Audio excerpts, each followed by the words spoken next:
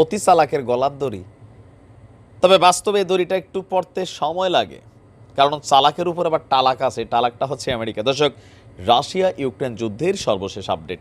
অনেকে বলেন যে প্রতিদিন ভাই আপনি রাশিয়ার যুদ্ধের খবর দেন না কেন? দেখেন, যখন ভালো ভালো নিউজ আসে তখনই আসলে একটু করার চেষ্টা করি যেগুলো গুরুত্বপূর্ণ।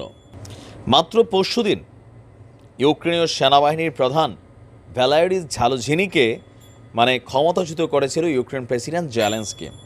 তখনই আমি বলছিলাম যে এটা তার জন্য বিষের ওপর গুদফোড়া নাকি গোদের ওপর বিস্ফোরা, এই টাইপের একটা অ্যাক্টিভিটিস হবে।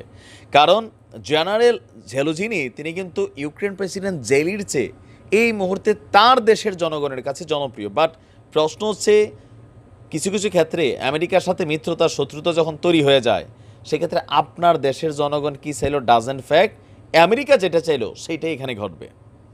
পরিসংখ্যান বলছে প্রায় 80% ইউক্রেনীয় নাগরিক সেনাবাহিনীর আম সেনা সদস্যরা, বুঝছেন এখানে দুইটাই ইস্যু, শুধুমাত্র আম জনতা না, আম সেনা সদস্যরা তারা কিন্তু জেনারেল ঝ্যালুঝিনি যিনি আছেন তার নেতৃত্বকেই পছন্দ করত, জেলির সিদ্ধান্তের বিপক্ষে ছিল।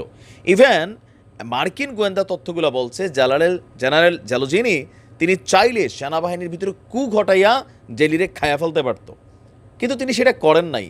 তার এই না করাটা তার জনপ্রিয়তার 3 গুণ বাড়াইছে। এখন আসেন ভেজাল কোথায় লাগছে।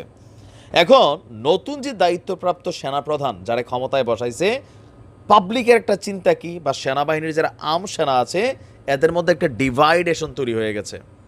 একটা গ্রুপ যাকে বরখাস্ত করা হয়েছে, পদত্যাগ করেছেন যিনি, বা যাকে করানো হয়েছে চাপ দিয়া, তার পক্ষে। আর 20-30% সেনাবাহিনীর ট্রুপস কাজ করছে নবনিযুক্ত যিনি আপনার সেনাপ্রধান হয়েছেন। এখন জেলির কমান্ডো সেনাবাহিনী অনেকটা মানতে নারাজ, এমনটাই ভেতরের পরিবেশে তৈরি হয়েছে। এখন কেউ কেউ আশঙ্কা করছে যে এই বরখাস্তকৃত যিনি সেনাপ্রধান আছেন তিনি হয়তো রাজনীতিতে এন্ট্রি নিতে যাচ্ছেন। সামনে ইউক্রেনে কিন্তু প্রেসিডেন্ট নির্বাচন আছে। এখন জেলি তার প্রেসিডেন্সি পাওয়ার খাটাইয়া নির্বাচন যদি করতে না দেয়, যুদ্ধের মধ্যে যদি জনগণ নির্বাচনের জন্য রাজপথে নামে, খেলাটা কী হবে বুঝছেন নি?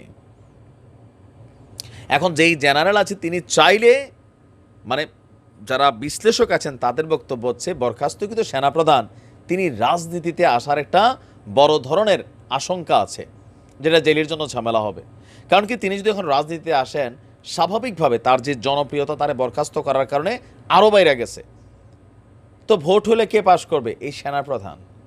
তবে প্রশ্ন হচ্ছে ভোট হইতে দিবে কিনা। বলে কে হইতে দিবে কিনা? যার দেশের ভোট তার না। না, আমেরিকার সাথে যারা ভাইয়াপি করছেন আপনার দেশের ভোট আপনার না, সিদ্ধান্ত আমেরিকার হবে।